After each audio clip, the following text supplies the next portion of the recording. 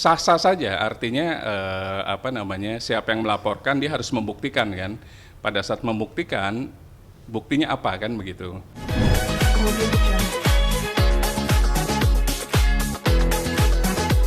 Oke, selamat siang. Saya Dr. Firman Chandra. Coba saya menjelaskan konstruksi hukumnya nih.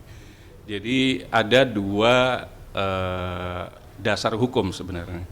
Pertama Undang-Undang Perkawinan, yang kedua terkait dengan KUHP di sini yang bisa masuk.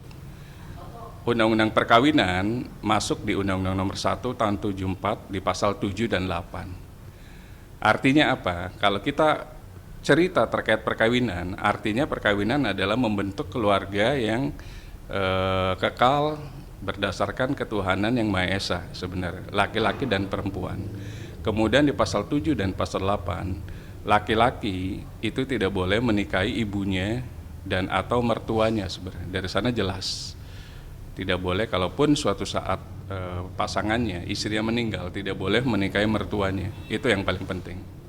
Yang kedua, ada dugaan-dugaan antara menantu dengan mertua yang kita sebut di KUHP pidana, yaitu masuk di overspell atau gendak atau zina, perzinahan. Jadi di sana jelas gitu lah. Kalau memang ada dugaan perzinahan antara menantu dan mertua, yaitu masuk di KUHP tersebut gitu lah.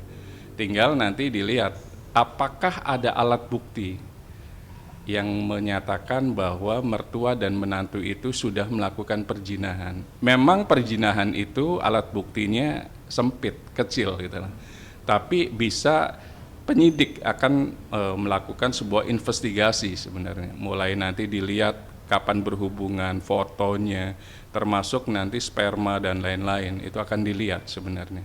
Karena memang kasus perzinahan itu kasus yang private, jadi agak sulit untuk dicari alat bukti yang konkret dan lengkap. Namun dari semuanya, ini ada sebuah norma yang sudah dilanggar antara menantu dan mertua. Kalau memang itu terbukti adanya sebuah hubungan erat antara menantu dan mertua dalam bentuk perzinahan. Karena itu sudah melanggar kode etik kemasyarakatan, etika kemasyarakatan, dan itu sudah fatal sebenarnya. Nah, Bang, kalau berbicara tindak pidana perzinahan, mungkin secara umum dan detail itu seperti apa, Bang? Jadi di pasal 284, barang siapa yang memiliki pasangan, baik perempuan ataupun laki-lakinya, yang perempuan berarti punya suami, yang laki-laki punya istri, yang melakukan gendak atau overspell akan dihukum dengan pasal gendak dan overspell perzinahan.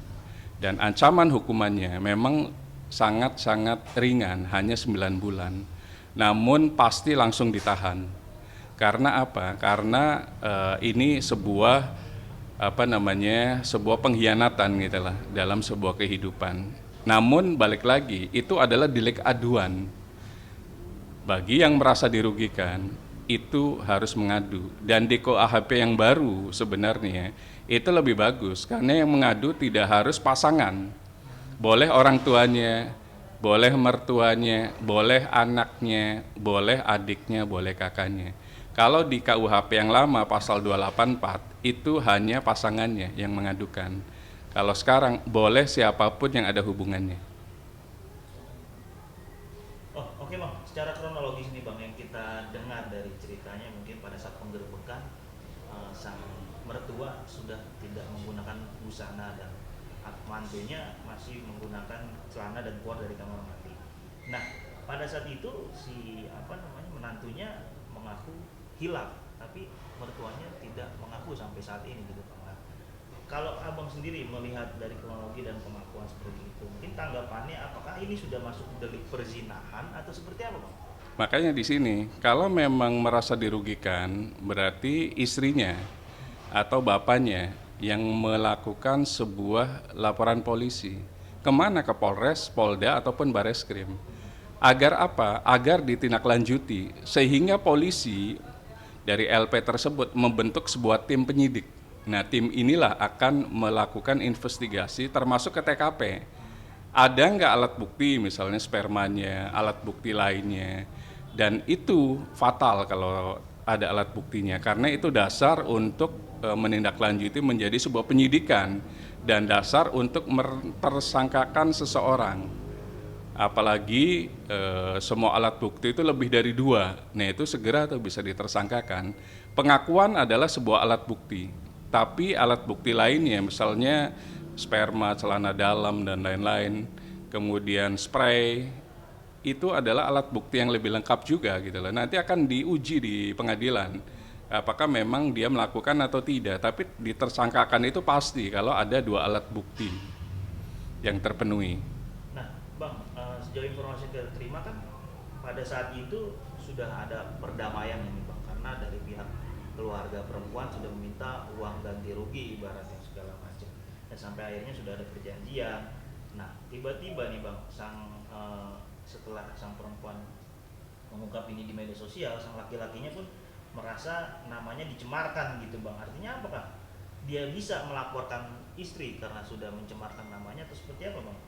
Iya, jadi di pencemaran nama baik masuk di Undang-Undang ITE sebenarnya di pasal 27 ayat 3, ayat 1 tentang pornografi, ayat 2 tentang judi, ayat 3 tentang pencemaran nama baik. Ya tinggal dibuktikan saja.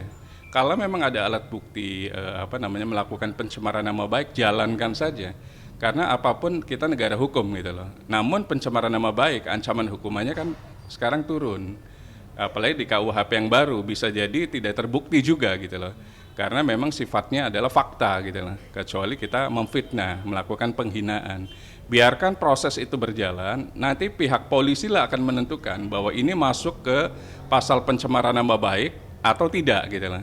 Jadi silakan dijalankan saja, tinggal dilihat ada 2 alat bukti nggak gitu loh. Apalagi tadi ada perdamaian.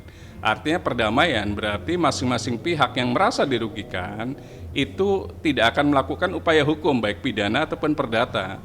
Kalau ada yang melanggar berarti melanggar perdamaian dong. Mestinya kan di sana. Tinggal dilihat isi klausula dari akte perdamaian tadi atau hukum perikatan tadi atau perjanjian isinya apa. Pasti ada salah satunya tidak boleh melaporkan pidana ataupun perdata kepada siapapun, kepada kepolisian ataupun kepada pengadilan. Itu kayaknya isinya. Kalau isinya itu berarti gugur dong mestinya LP tersebut. Karena sudah ada perdamaian antara para pihak.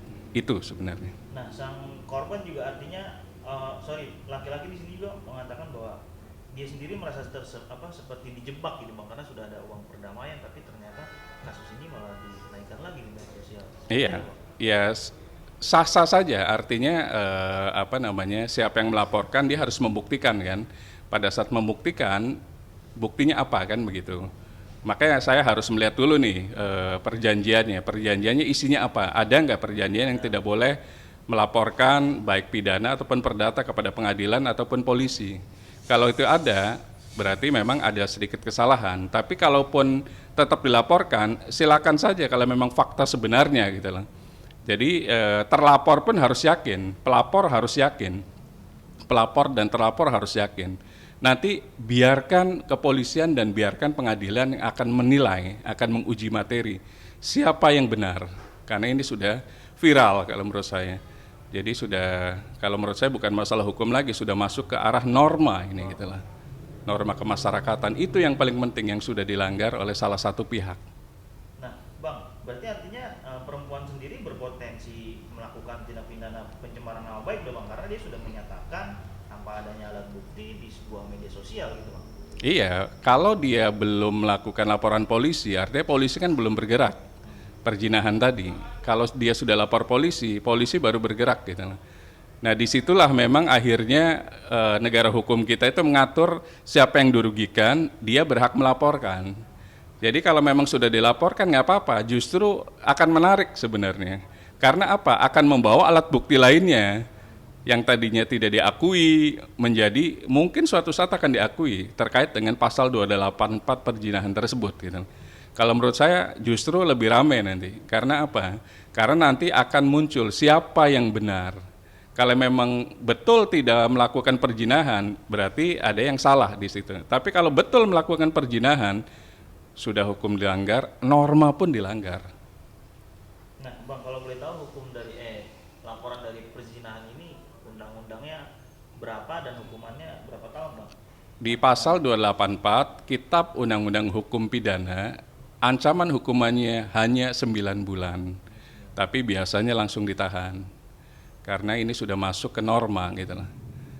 Dan itu berat gitu, lumayan juga, sebulan aja kan lumayan lama kan kalau di dalam penjara itu. Tapi kalau misalnya pencemaran nama baik bisa terbukti, bisa tidak terbukti, dan ancaman hukumannya sekarang udah turun.